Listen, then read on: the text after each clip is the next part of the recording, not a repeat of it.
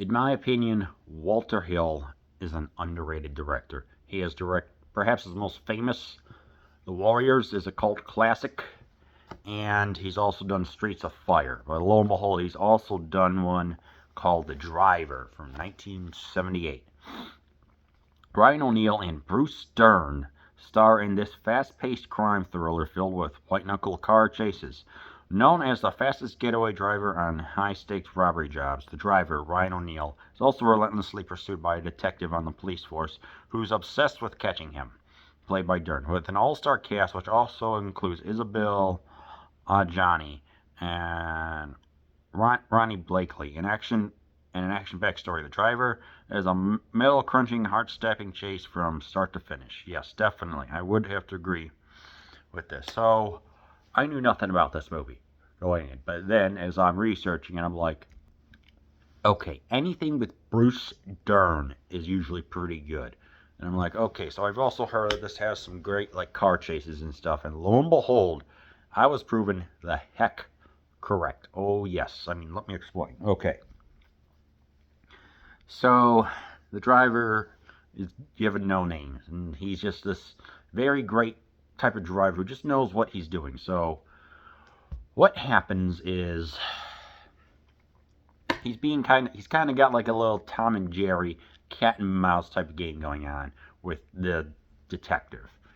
After like doing some like couple of getaway jobs, I think robbing or something like that, the detective comes in and says, "Okay, we need to stop him." And there's some stuff being formulated in the background, and it's like, okay, so he's going to either take some bait money that we're going to give him, or he's going to you're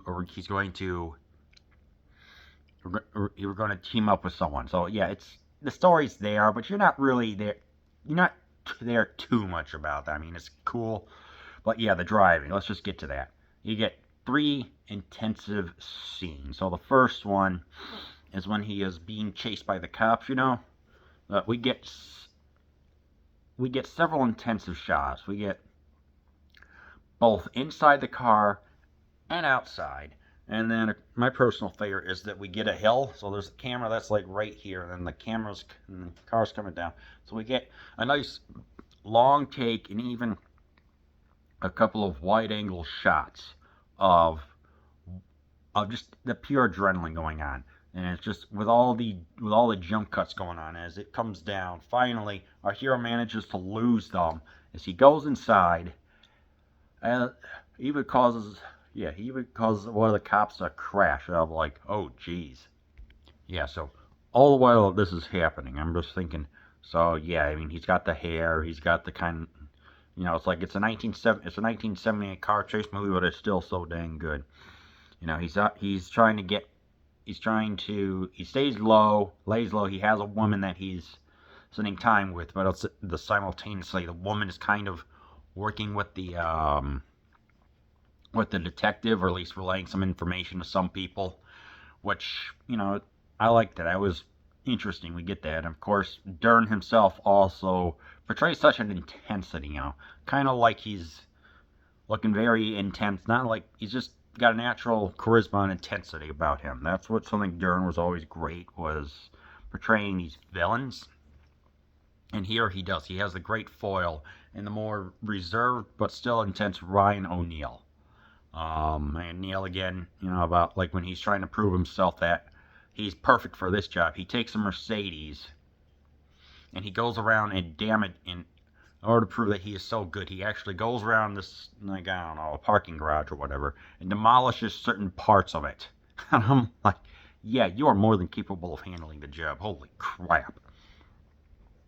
Then finally, at the very end, we get a roughly, what was that, 10 to 15 minute car chase. I mean, this is truly a legendary scene where they're going through like a tunnel, going around various points, and finally they make their way into like an abandoned car plant or something like that, where there's a whole bunch of just like discarded cars, and they're kind of like playing lethal car tag, I guess you could say. Like going around trying to find each other. Kind of got a little bit of hide and seek going on. It was so unusual to see, and I'm just like, God dang! You just have to see the intensity that's brought in here. Eventually, that gets resolved, and finally, as the driver is about to go and get his money with an exchange, we've got Bruce Dern there. He's got a whole bunch of other cops right there, but because Dern was already on a freaking train as they're trying to get like the money transferred from one to another, he goes on a train, and with his intensity, manages to find it, and it's just absolutely bonkers what he's willing to do. I mean, this movie is just, it oozes cool. So cool, in fact, that yes, freaking Quentin Tarantino says this is one of his favorite movies of all time, or at least definitely one that he recommends. I could see why. It is heavily recommended.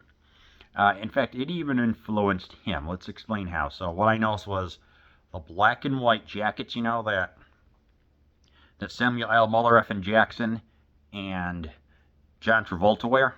That's lifted straight from how the characters wear the clothes here. And oddly enough, the bar in which they hang out looks extremely reminiscent of Marcellus's crew. Kind of just to relax. I don't know. That's just what I noticed. But yeah, I mean, with all the intensity and everything else, and sadly, this is an underrated movie, so I highly, highly recommend, especially for Bruce Dern, that you watch The Driver.